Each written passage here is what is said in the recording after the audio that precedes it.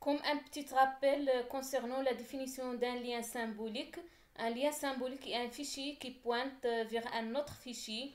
Si on supprime le fichier cible, le lien symbolique pointe vers un fichier inexistant. On va voir maintenant les primitives symlink et readlink qui permettent respectivement de créer un lien symbolique et de lire le nom du fichier sur lequel il pointe. Donc, on va donner les prototypes de ces deux fonctions. Si le premier argument de readlink pointe vers un fichier qui n'est pas un lien symbolique, c'est-à-dire il va donner une valeur d'erreur -1. Donc, on va écrire un programme qui nous permet de créer un lien symbolique. Donc, on va commencer par les librairies.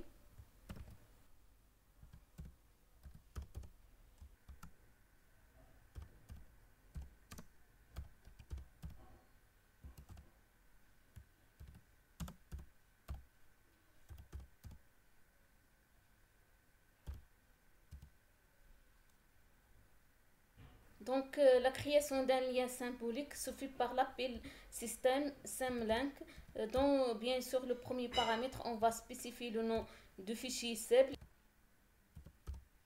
Et dans le deuxième paramètre, on va spécifier le nom des liens symboliques.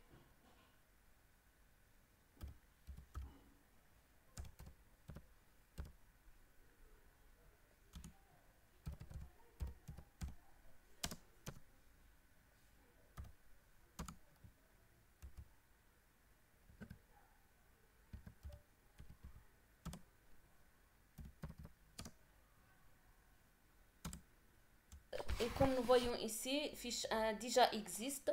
Donc, on va lancer bien sûr l'exécutable pour créer un lien symbolique.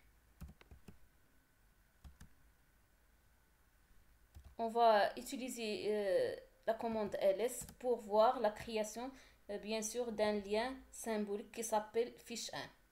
Donc, comme nous voyons ici, fiche 1 pointe vers le fichier fiche. Et ici, on va utiliser la commande remove pour supprimer le fichier cible.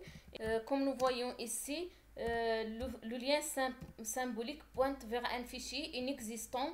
Si on va utiliser la commande cat pour voir le contenu du lien symbolique, donc aucun fichier au dossier de ce type.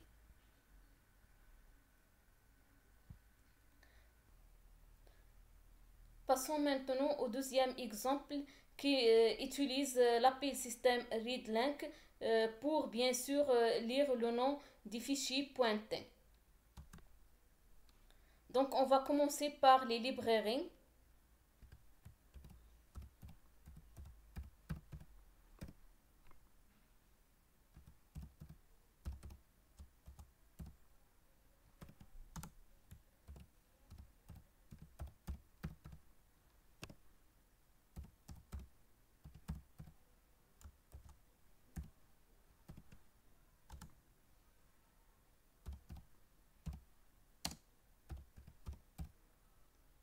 Bien sûr, dans ce programme, on va utiliser la fonction spéciale min qui contient deux arguments. Le premier argument, bien sûr, c'est le nombre de paramètres passés dans la ligne de commande de type int.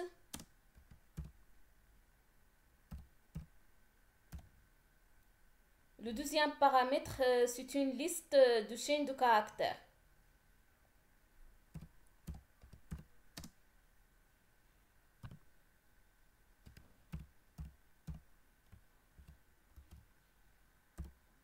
Ici, nous avons déclaré le nom du fichier cible.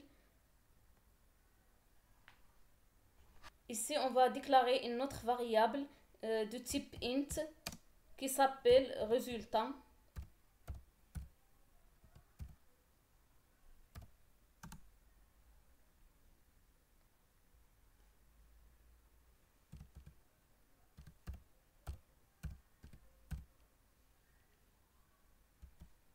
Donc, on va utiliser l'appel système readlink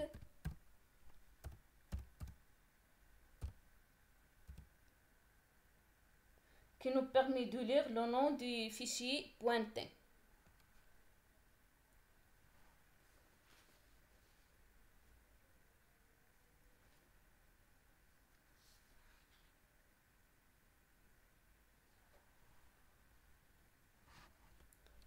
Donc pour le premier paramètre, bien sûr, c'est un argument passé dans la ligne de commande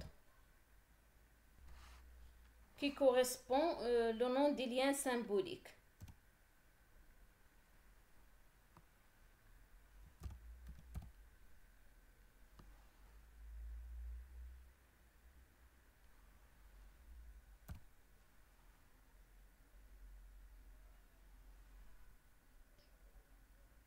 Pour le troisième argument, bien sûr, c'est la taille du fichier cible.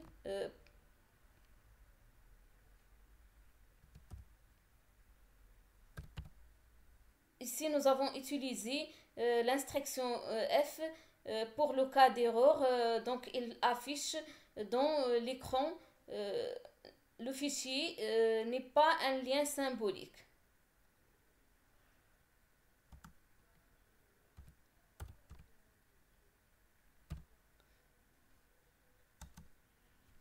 Sinon, il va afficher bien sûr le nom du fichier pointé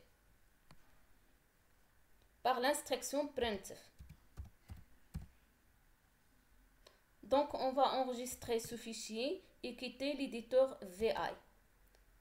Donc, maintenant, on va tester la compilation.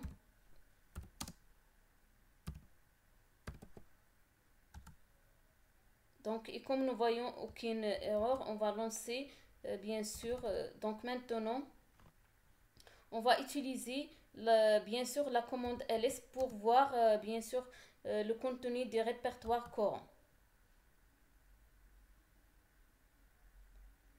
Donc maintenant on va créer un fichier par la commande cat.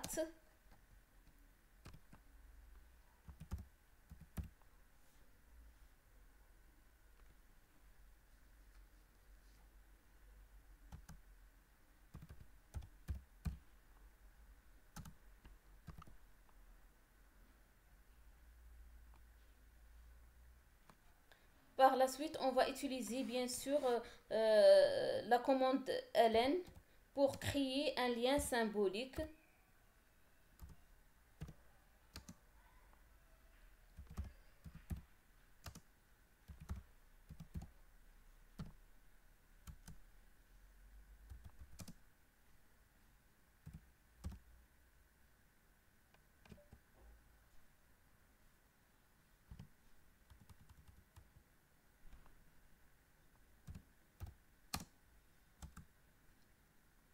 Donc, et comme nous voyons ici, la création d'un lien symbolique qui pointe vers le fichier cible.